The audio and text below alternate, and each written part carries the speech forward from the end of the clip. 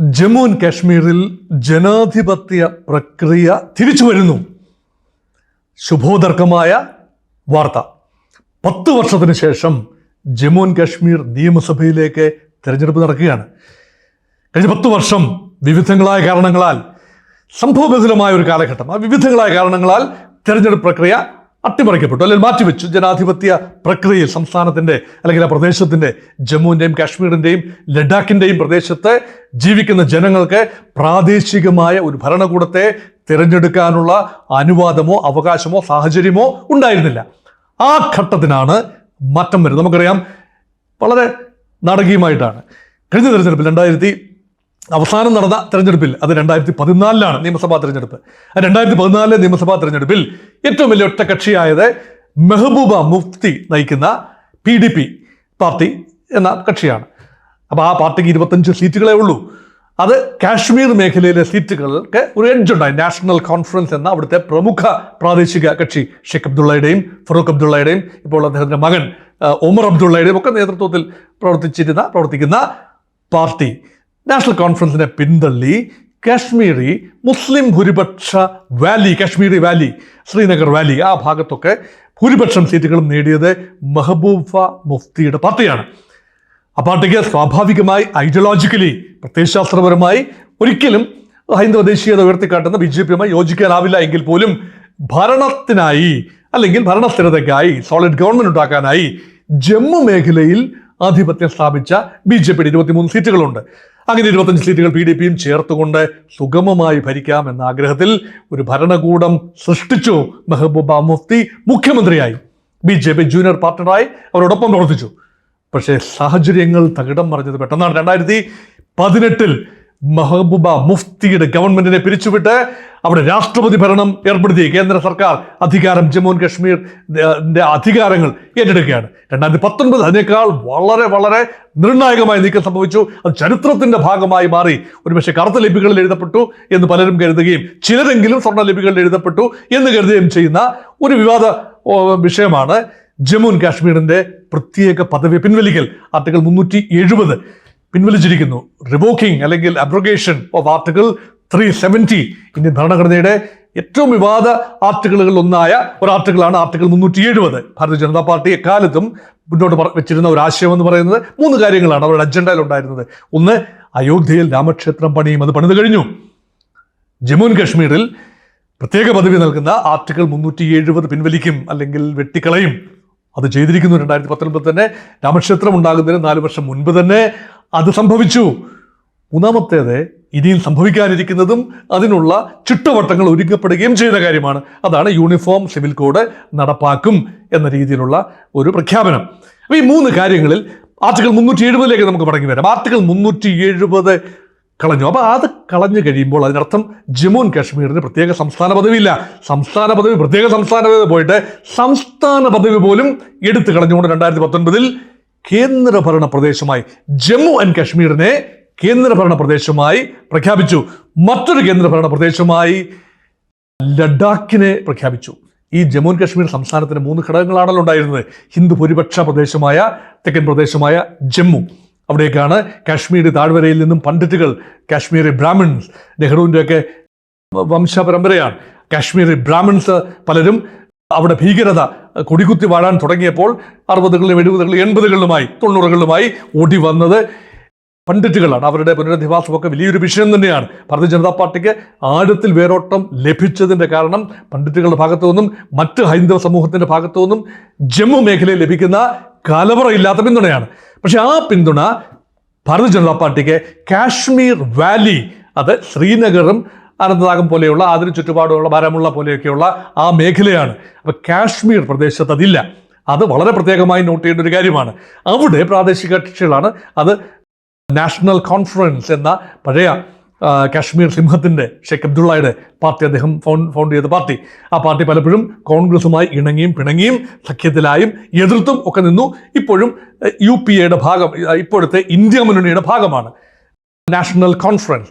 ആ പാർട്ടിക്കും അതുപോലെ തന്നെ പുതിയതായി ഉണ്ടായ മുഫ്തി മുഹമ്മദ് സയ്യിദ് രൂപീകരിക്കുകയും അദ്ദേഹത്തിൻ്റെ മകൾ മെഹബൂബ മുഫ്തി നേതൃത്വം നൽകുകയും ചെയ്യുന്ന പ്രോഗ്രസീവ് ഡെമോക്രാറ്റിക് പാർട്ടി PDP, അതുപോലെ ഗുലാം നബി ആസാദ് കോൺഗ്രസിൽ നിന്നും 2022 വിട്ടുപോയി പുതിയ പാർട്ടി രൂപീകരിച്ച, ഒരു കാലത്ത് കോൺഗ്രസിന്റെ കാശ്മീരിന്റെ മുഖം മാത്രമല്ല ഇന്ത്യയുടെ തന്നെ മുഖം, ഇന്നൊരു പക്ഷേ KC വേണുഗോപാൽ വഹിക്കുന്ന ആ ഒരു തസ്തികയിൽ സംഘടനാകാരെ ജനറൽ സെക്രട്ടറിയും ഗാന്ധി നെഹ്റു ഫാമിലിയുമായി അടുത്തു നിൽക്കുകയും ചെയ്ത ഗുലാം നബി ആസാദ്, അദ്ദേഹത്തിനും ചില മേഖലകൾ, ചില പോക്കറ്റുകളിൽ തൻ്റെതായ സ്വാധീനമുണ്ട് ആ പാർട്ടി. അങ്ങനെ 3-4 പാർട്ടികളും, പിന്നീട് ഹുറിയത്ത് കോൺഫറൻസ്, കാശ്മീരിലെ വലിയ ഒരുപാട് അവാന്തര വിഭാഗങ്ങളുണ്ട്, മുസ്ലിം ഗ്രൂപ്പുകളുണ്ട്. അത് ഹുറിയത്ത് കോൺഫറൻസ് എന്ന രീതിയിൽ ഒരു രാഷ്ട്രീയ കക്ഷിയല്ല എങ്കിൽ പോലും വലിയ തോതിൽ പിൻബലമുള്ള ഗ്രൂപ്പുകൾ, ഇതെല്ലാം ചേർന്ന ഒരു ഹെട്രോജനസ് കമ്മ്യൂണിറ്റിയാണ് കാശ്മീർ. അപ്പോൾ ജമ്മു ഭാഗത്ത് BJPക്ക് മേധാവിത്വം, കാശ്മീർ ഭാഗത്ത് BJP ഇതര പ്രാദേശിക കക്ഷികൾക്കും കോൺഗ്രസിലും മേധാവിത്വം. ലഡാക്ക് മേഖലയിൽ കോൺഗ്രസിന് ചെറിയ സ്വാധീനമുണ്ട്, സ്വതന്ത്ര ഒരു അംഗമാണ് ഇപ്പോൾ ജയിച്ചു വന്ന ലോക്സഭയിൽ. അങ്ങനെ നിൽക്കുന്നു കാശ്മീരിന്റെ രാഷ്ട്രീയം. ഇവിടെ തെരഞ്ഞെടുപ്പ് പ്രഖ്യാപിച്ചിരിക്കുന്നു. കോടതിയുടെ പ്രഖ്യാപനം 2023 കോടതി അന്ത്യശാസനം നൽകി. 2024 സെപ്റ്റംബർ 30 അവിടെ തിരഞ്ഞെടുപ്പ് നടത്തിയിരിക്കണം.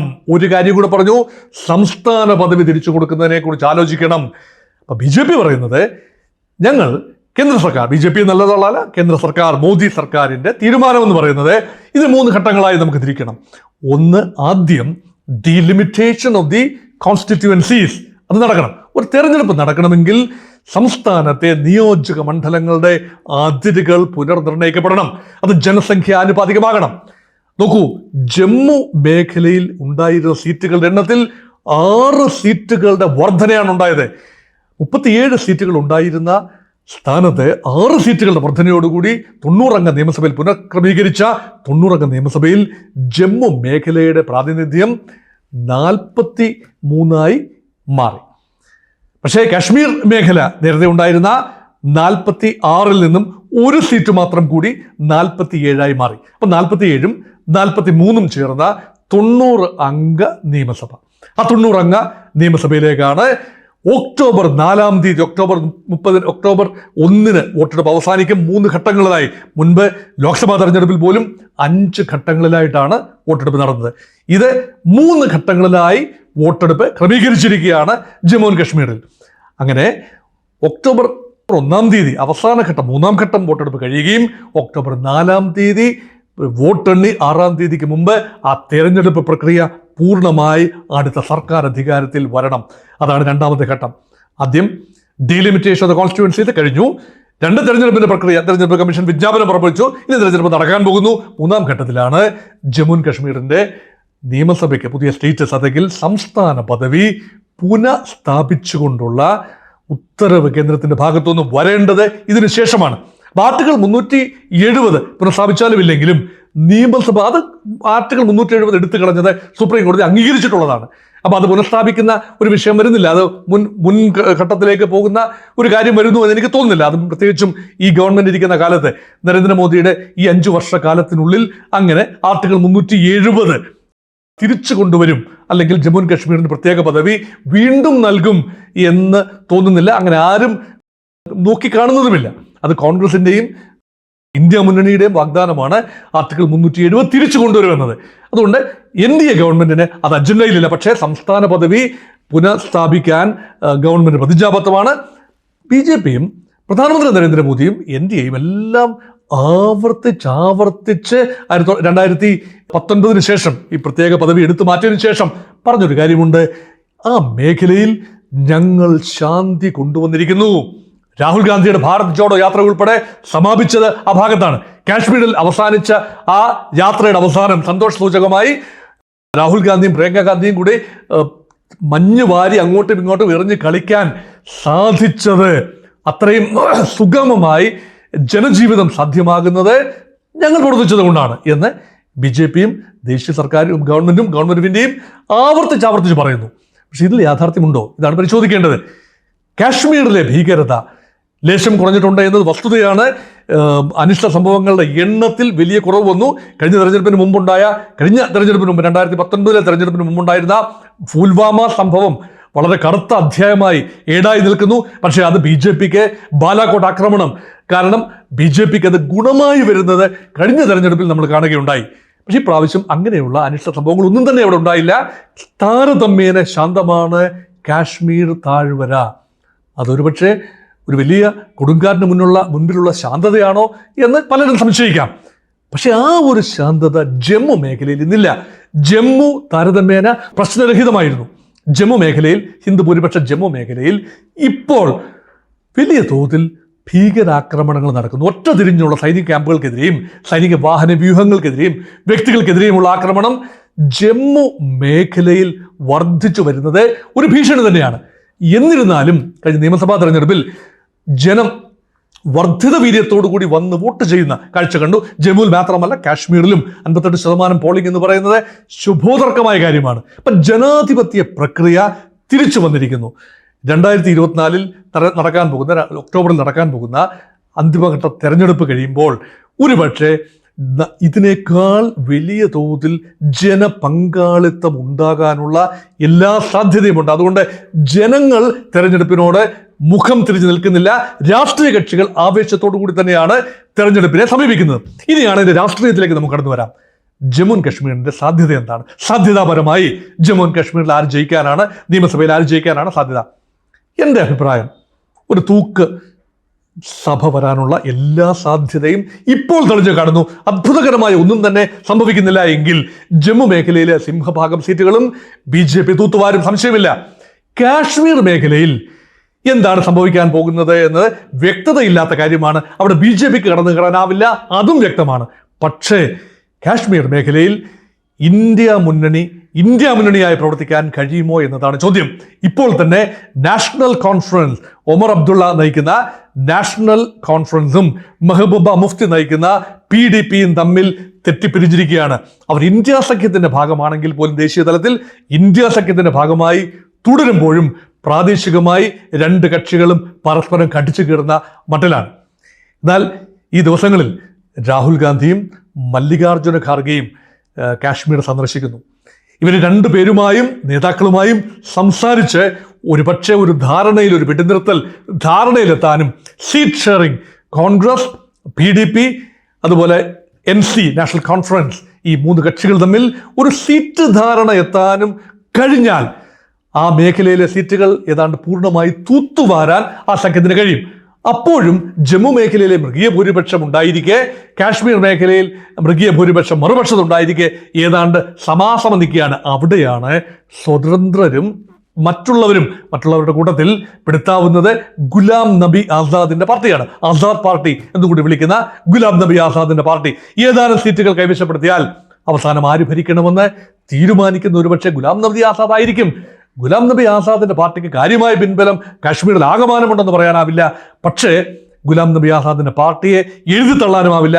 ഏതാനും നേതാക്കൾ ഗുലാം നബി ആസാദിന്റെ പാർട്ടിയിൽ നിന്നും കോൺഗ്രസിലേക്ക് അടുത്ത സമയത്ത് വന്നു എന്നത് കോൺഗ്രസിനൊരു ഉണർവ് നൽകിയിട്ടുണ്ട്.